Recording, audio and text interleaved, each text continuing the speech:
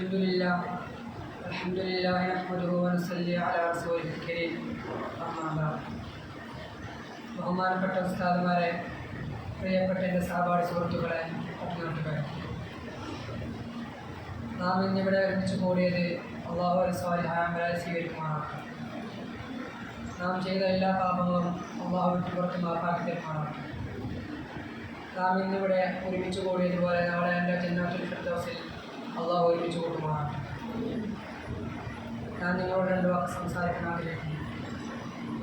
قال ابن مسعود قال سألت النبي أي الأعمال أحب إلى الله قال الصلاة لوقتها قلت ثم أي قال بر الوالدين قلت ثم أي قال الجهاد في سبيل الله قال حدثني بهن ولم استزنه لزادني. ഇബ്നു മസ്ഊദ് റളിയല്ലാഹു അൻഹുവിൽ നിന്ന് നിവേദനം. അള്ളാഹുവിന് ഏറ്റവും ഇഷ്ടപ്പെട്ട അമൽ ഏതാണെന്ന് ഞാൻ നബി സല്ലല്ലാഹു അലൈഹി വസല്ലം തങ്ങളോട് ചോദിച്ചു. നബി സല്ലല്ലാഹു അലൈഹി വസല്ലം തങ്ങൾ മറുപടി പറഞ്ഞു, കൃത്യസമയത്ത് നമസ്കരിക്കൽ. പിന്നീട് ഞാൻ ചോദിച്ചു, അടുത്തത് ഏതാണെന്ന്. നബി തങ്ങൾ മറുപടി പറഞ്ഞു, മാതാപിതാക്കൾക്ക് വേണ്ടി സേവനം ചെയ്യൽ. പിന്നീട് ഏതാണെന്ന് ഞാൻ ചോദിച്ചു. നബി സല്ലല്ലാഹു അലൈഹി വസല്ലം തങ്ങൾ മറുപടി പറഞ്ഞു, അള്ളാഹുവിൻ്റെ മാർഗത്തിൽ സഹായം ചെയ്യാം. പിന്നീട് കൂടുതലൊന്നും ഞാൻ ചോദിച്ചില്ല. വീണ്ടും ഞാൻ ചോദിച്ചിരുന്നുവെങ്കിൽ നബി സല്ലല്ലാഹു അലൈഹി വസല്ലം തങ്ങൾ കൂടുതലായിരിക്കും പറഞ്ഞു തരുമായിരുന്നു. സുഹൃത്തുക്കളെ, ഈ ഹദീസിൽ നിന്നും നമുക്ക് വ്യക്തമാവുന്നത് അമലുകളുടെ ശ്രേഷ്ഠതകളെ പറ്റിയാണ്. അള്ളാഹുവിന് ഏറ്റവും ഇഷ്ടപ്പെട്ട അമലാകുന്നു നമസ്കാരം. നമസ്കാരത്തെ പറ്റി പറയുകയാണെങ്കിൽ ഇസ്ലാം കാര്യങ്ങളിൽ രണ്ടാമത്തേതാണ് നമസ്കാരം. ഹദീസിലും ഖുർആനിലും നമസ്കാരം നിർവഹിക്കുന്നതിനെ പറ്റി ശക്തമായി കൽപ്പിച്ചിട്ടുണ്ട്.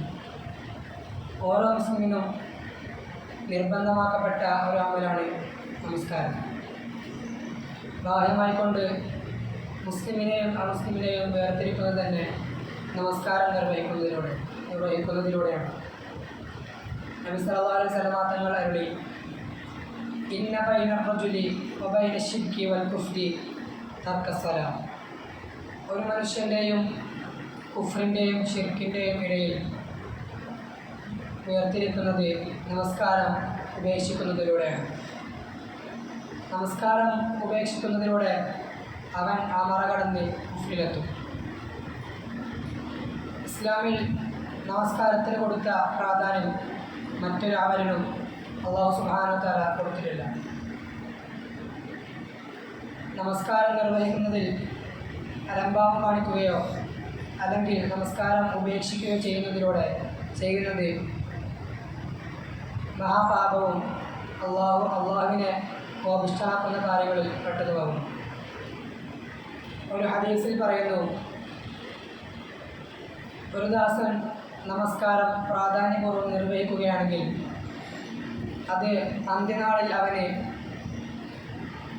വെളിച്ചമായും അവനത് രക്ഷയായിക്കൊണ്ടും അള്ളാഹുവിനെ അനുസരിച്ചു എന്നതിനുള്ള തെളിവായിക്കൊണ്ടും അവന് അന്ത്യനാളിൽ ആ നമസ്കാരം വരുന്നതാണ്.